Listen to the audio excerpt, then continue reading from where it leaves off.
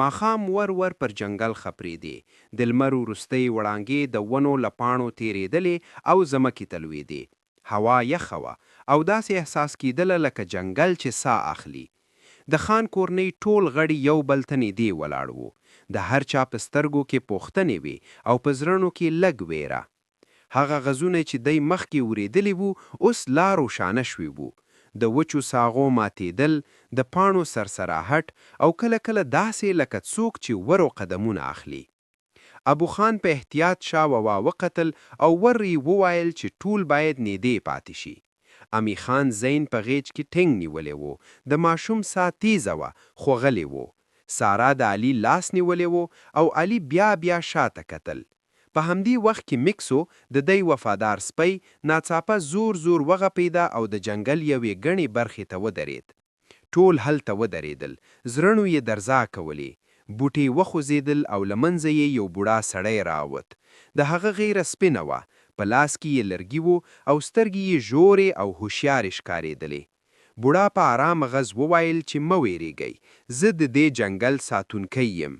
علي حیران شو او پوښتنه یې وکړه چې ساتونکی؟ بوډا مسکه شو او وویل چې دا جنګل له ما سره خبرې کوي او زه یې ساتنه کوم. ابو خان ورته وویل چې دی لار ورکه کړې ده. د بوډا مسکا ورکه شوه او وویل چې دا جنګل یوازې هغه کسانو ته لار ورکوي چې یو ازموینه ومني. سارا په ویره وپوښتله چې کومه ازموینه؟ بوډا وویل چې دا د کورنۍ ازموینه ده. باد تیز شو، ونې وخوځېدلې او داسې ښکارېدله لکه ټول جنګل چې د دی خبرې اوري. بوډا وویل که تاسو یو پر بل باور ولرئ نو لار به درته خلاصه شي، که نه نو شب به همدلته تېروئ. ابو خان په ډاډه غږ وویل چې موږ کورنۍ یو او یو بل نه پرېږدو. بوډا سر وخوځاوه او وویل چې زما پسې راځئ. هغوی د تنګې لارې په لور روان شو. اغزي، خټې او ټیټې ساغې وې. په لاره کې زین وخېودې. امي خان ویرېدله خو ابو خان سملاسې ماشوم ونیوه. علي سارا ته لاس ورکړه او میکسو مخې روان وو لکه ډاډ ترلاسه کوي چې ټول ورسره دي.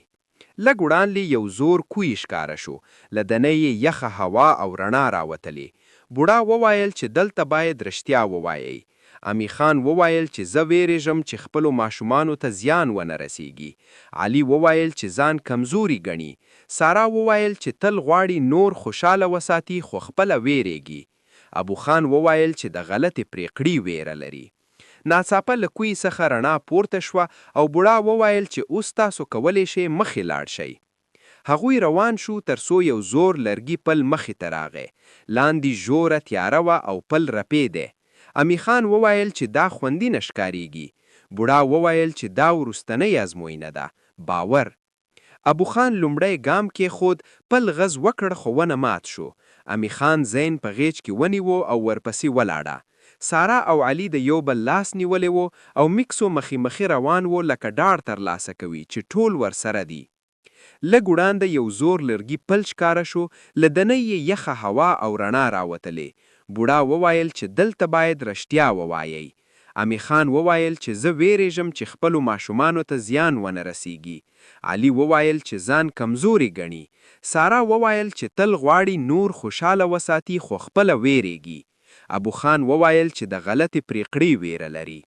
ناڅاپه له کوی څخه رڼا پورته شوه او بوډا وویل چې اوس تاسو کولی شئ مخې لاړ شئ.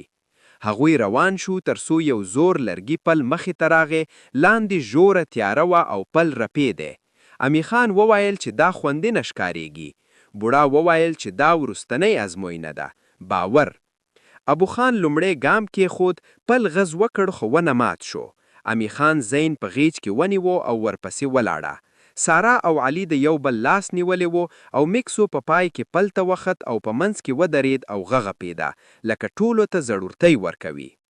کله چې ټول واوستول، پل په دوړو کې ورکېدل او د جنګل تیاره ور ختمه شوه. مخې ته سړک او د دی موټر ښکاره شو. امي خان له سترګو اوښې تویې کړې او د الله شکر ادا کړل. ابو خان خپل ماشومان په غېږ کې ونیوه او وویل چې نن موږ زده کړله چې رښتیا، باور او یولایي تر ټولو لوی قوت دی.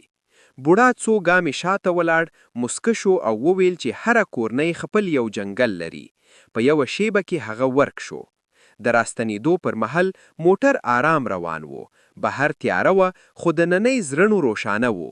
زین په خوب کې مسکه و. سارا ستوري کتل او علي وویل چې دا ورځ به هیڅ کله نه هېرې کړي. کله چې کور ته رسېدل میکسو وروستنی ځل جنګل ته وکتل او غږه پیدا لکه وایل چې دا کیسه لا پای ته نه ده رسېدله.